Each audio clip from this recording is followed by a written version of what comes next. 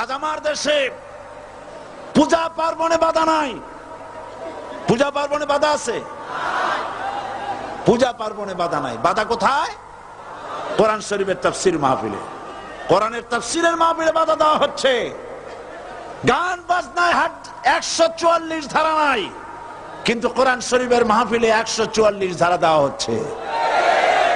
যারা দিচ্ছে তারা আবার উমরাও করে, হজও করে। ওরা আমাদের বলে আমরা নাকি ধর্মের নামে রাজনীতি করি, বলে না? আমরা নাকি ধর্মের নামে রাজনীতি করি। আমি বলি ধর্মের নামে আমরা রাজনীতি করি না, আমরা ধর্মীয় রাজনীতি করি। কথাটা বুঝে আসছে কিনা? ধর্মের নামে রাজনীতি তো সেই ব্যক্তি করে 1996 সনের নির্বাচনের আগে যিনি মাথায় পট্টি বেঁধেছিলেন, যিনি শপথ গ্রহণের সময় হাতে তসবিহ পড়েছিলেন। ধর্মের নামে রাজনীতি তিনি করেছেন। আজ অনেকগুলি ডিগ্রি পেয়েছেন তিনি, অনেকগুলি ডিগ্রি পেয়েছেন। কয়টা? মুখস্থ হয়ে গেছে আপনাদের। শকুনেরা, শকুন যদি গরুর গোশত কিনে খাওয়া লাগতো, 80 টাকা কেজি দরে শকুনে এত গোশত কিনে খাইতে পারতো না। লেখাপড়া করে যদি ডিগ্রি নেওয়া লাগতো, এত ডিগ্রি কপালে জুটতো না। পয়সা দিয়া ম্যানেজ করা ডিগ্রি, কিন্তু 9টা নিলে কি হবে? আসল ডিগ্রিটা এখনো বাকি আছে। আসল ডিগ্রি কোনটা?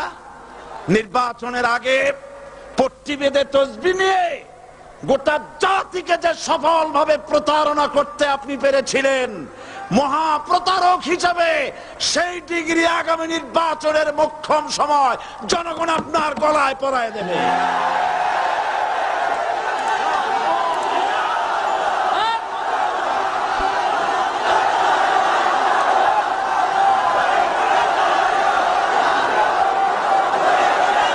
সুতরাং ধর্মের নামে রাজনীতি নয়, আমরা ধর্মীয় রাজনীতি করি।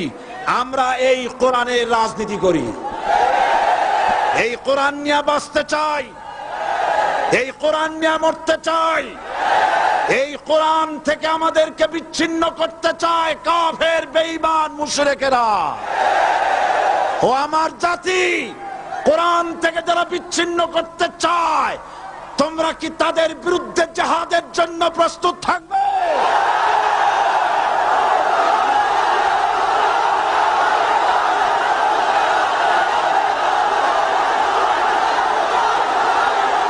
আল্লাহ রাব্বুল আলামিন কোরআনে কারীমের মধ্যে পরিষ্কার করে বলেছেন, লাতাজিদান্না আশাদ্দান নাসি আদাওয়াতান লিল্লাযীনা আমানুল ইয়াহুদা ওয়াল্লাযীনা আশরাকু।